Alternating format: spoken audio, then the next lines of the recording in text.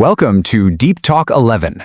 Have you ever wondered about the hidden stories behind the world's most famous historical places and events? Well, today we are going to look at the real history of Rapa Nui, which you probably know as Easter Island. We're going to unpack the science, the history, and the absolute resilience of a civilization that has been profoundly misunderstood. So, have you ever wondered about the hidden stories behind the world's most famous historical places and events? I mean, we've all seen pictures of those giant stone heads just staring out into the ocean, right? They are the ultimate icon of ancient mystery. But the true story of the people who actually built them, it's so much more fascinating, and honestly, completely different from the cautionary tale of self-destruction we were all taught in school. This explainer is going to force us to rethink everything we know about human endurance. Okay, let's jump right into Section 1, the navel of the world. Tepito o Tecaña. Rapa Nui is one of the most remote inhabited places on Earth, and grasping that isolation is absolutely crucial to understanding its people. Just look at this breakdown. The nearest inhabited landmass is Pitcairn Island, which, by the way, only has about 50 residents today, and that is over 2,000 kilometers away. The nearest actual town, that's on Mangareva, over 2,600 kilometers across the open ocean. And the closest continental point lies in central Chile, a staggering 3,512 kilometers to the east. Try to imagine standing on a shoreline, knowing the closest major landmass is practically a whole world away. For thousands of years, this island was literally an isolated universe unto itself. Moving on to Section 2, Epic Polynesian Voyagers. Now, you'd think that staggering isolation would limit the early inhabitants, right? Not at all. They were master navigators who likely arrived around the year 1200, and we can actually prove the insane extent of their voyaging through, of all things, a crop. The sweet potato.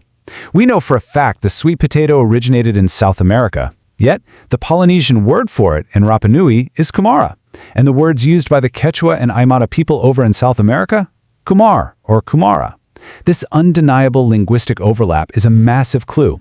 It strongly points to the fact that early Polynesian voyagers actually sailed all the way to South America and back. They brought the sweet potato into the Pacific network long before European ships ever even crossed those waters. And we don't just have to rely on linguistics here, because modern genomic science backs this up beautifully. Genetic studies from 2020 confirm that Native American and Polynesian populations actually shared DNA centuries before Europeans ever showed up. This interbreeding happened approximately 800 years ago. Think about that. That means this contact actually predates the human settlement of Easter Island itself. And this whole thing was entirely reconfirmed by a massive 2024 analysis of ancient Rapa Nui genomes. These folks were globally connected voyagers, charting the largest ocean on Earth just by reading the stars, the currents, and the flight paths of birds. Which brings us to Section 3, Master Builders of Rapa Nui. Once they established themselves on the island, they created one of the most industrious Stone Age cultures in human history.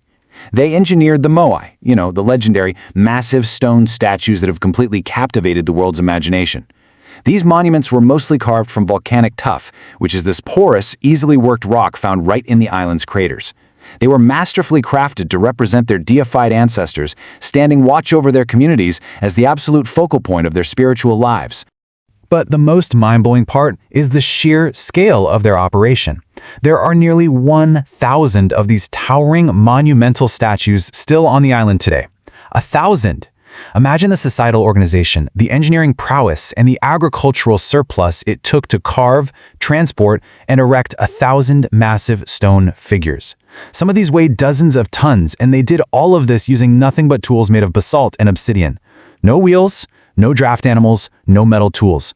Just pure human ingenuity and community cooperation. It's wild.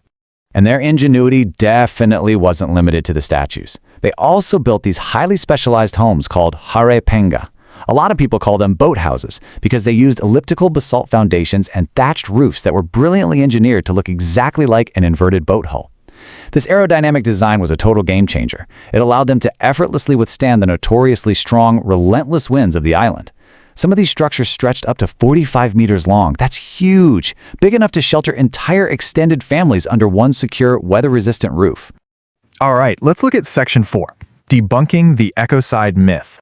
So, for decades, a super popular myth claimed these incredible builders basically foolishly destroyed their own environment. You've probably heard this story, right? The idea was that they recklessly chopped down all their trees to roll the Moai, ruining their fragile ecosystem, which led to starvation, warfare, and total societal collapse. It's famously known as the ecocide hypothesis. But when we take that old theory and compare it with the absolute newest scientific data in this explainer, the myth completely shatters. Recent Bayesian computations of environmental records from 2021, along with some really comprehensive genome analysis in 2024, prove that the population survived, adapted to their changing landscape, and actually continued to thrive.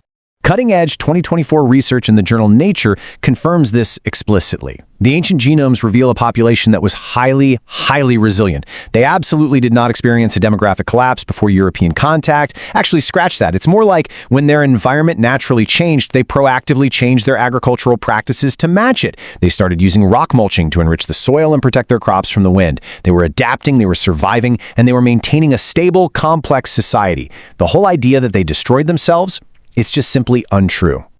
Section 5. The real tragedy. Because they didn't destroy themselves, we have to face a much darker truth. The actual devastation came entirely from the outside world. This timeline reveals a truly tragic sequence of events. Starting with the Dutch explorer Jacob Roggevien's arrival in 1722, the islanders were suddenly exposed to foreign diseases. They had absolutely no immunity to these. But, tragically, it got far worse. In the 1860s, horrific Peruvian slave raids captured and killed huge swaths of the population. They stole away their leaders, their scholars, their elders.